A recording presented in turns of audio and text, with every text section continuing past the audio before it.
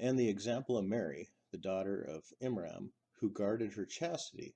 So we blew into her garment through our angel. This is the area that we're really going to take a close look at. Okay? Let's move down to the next one. Amram's daughter, who remained chaste, and she protected her genital parts between her legs. So we blew into it from our soul, spirit. Blew into what? Right up here it says that they blew into a garment, and down here it says that they are blowing into it, which I do believe would be that. So I guess they're blowing into her genital parts between her legs. Let's go to the next one.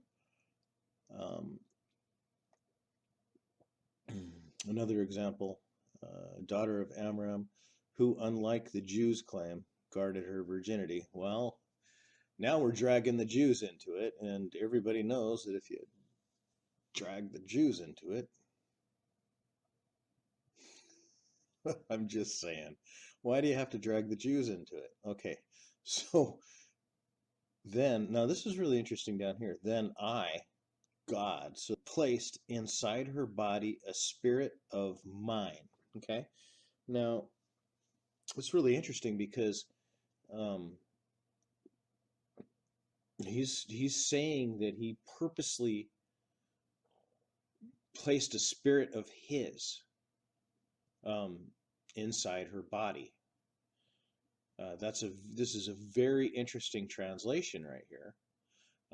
It's much more interesting than blowing into genital parts or blowing into a garment. Okay, this is a direct statement by the creator of the universe that says that he has placed in her body a spirit of his. Okay, you go to the Bible and you read essentially the same story but with a few problems. Because there, when Mary asks the question, she's told by the angel, the Holy Spirit will come upon you, and the power of the Most High will overshadow you, so that which is born within you will be called the Son of God. Now, the imagery that gives a person is the imagery of God coming upon Mary, the manner in which human beings do it.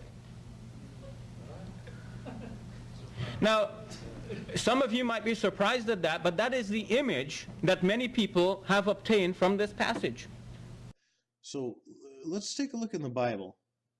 This is the verse that Shabir was talking about. It's Luke 1:35 in the Bible. And the angel answered her, "The Holy Spirit will come upon you, and the power of the Most High will overshadow you. Therefore, the child to be born will be called Holy, the Son of God." Okay? And let's just use this this lower passage here in the Bible. This here is actually referring to me, you, everyone in this world. Okay? And it's Acts 1:8. But you will receive power when the Holy Spirit comes upon you. See, this is not a sexual act. This is a spiritual presence that you can feel. Trust me on this. And then down here it goes, and you will be my witnesses, telling people about it everywhere. This is what I'm doing right now. I'm telling you right now. I'm telling everybody to the ends of the earth that you can feel this spirit. Okay? And then we drop down in here, Acts 1:9, which is the following verse. After saying this, he was taken up into a cloud while they were watching, and they could no longer see him. Okay? As they strained to see him rising into heaven. So he's just like just a little pin dot, and they can barely see him, and they're like squinting their eyes and they're watching. All of a sudden, two angels, it says right here, two white-robed men suddenly stood among them.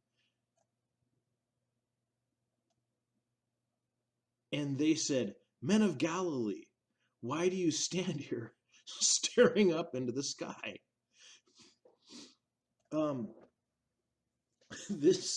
This is the God that I truly personally know. Okay? And he comes upon you. in the power of the Holy Spirit. Okay? And this is a loving God. This is a God that has a sense of humor. He's teasing them because they're all just standing there in a circle and they're watching Jesus ascend to heaven. And then just seconds later, angels show up and go, "Hey, what are you guys doing?" Okay? This is the loving, humorous God that I've known throughout my life. And this is why I try so hard to just get some eyes, opened and looking at this. Oh, one more thing I want to add to this is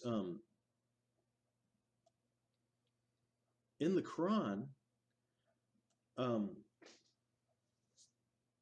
after the Quran denies the crucifixion of Jesus Christ, there's a verse that says that God um, had taken Jesus up into heaven. And what's really interesting about it is this is after the crucifixion, the record of the crucifixion in the Bible. And this is when Jesus has come back down, and he's talking amongst his disciples and some other witnesses, okay, when he makes this statement.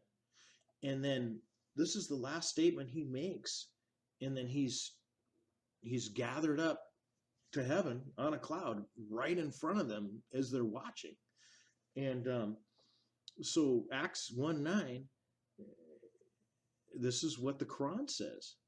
The Quran, basically is saying, the same thing that the Bible's saying here, that Jesus was, gathered up into heaven. I'm not real sure what's going on with denying the crucifixion, because there's so many different documents out there that that give solid proof. There's not anything else that has happened 2,000 years ago that has more proof than the death of Jesus Christ. And you can have this proof just by asking for the Holy Spirit. Just close your eyes and with an honest, willing heart, just ask God for the Holy Spirit.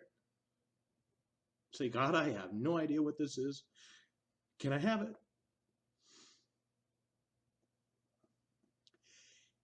And I tell you, from that point, nothing else will matter. Nothing else will matter.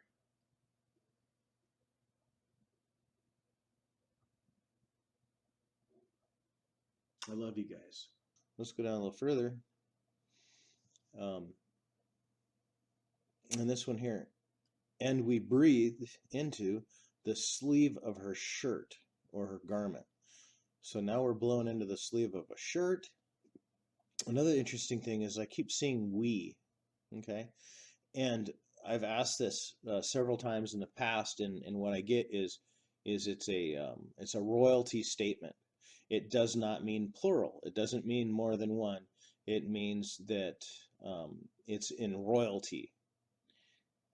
We therefore breathed into her a spirit from ourselves. Ourselves. So no longer is the term "we" in the Quran a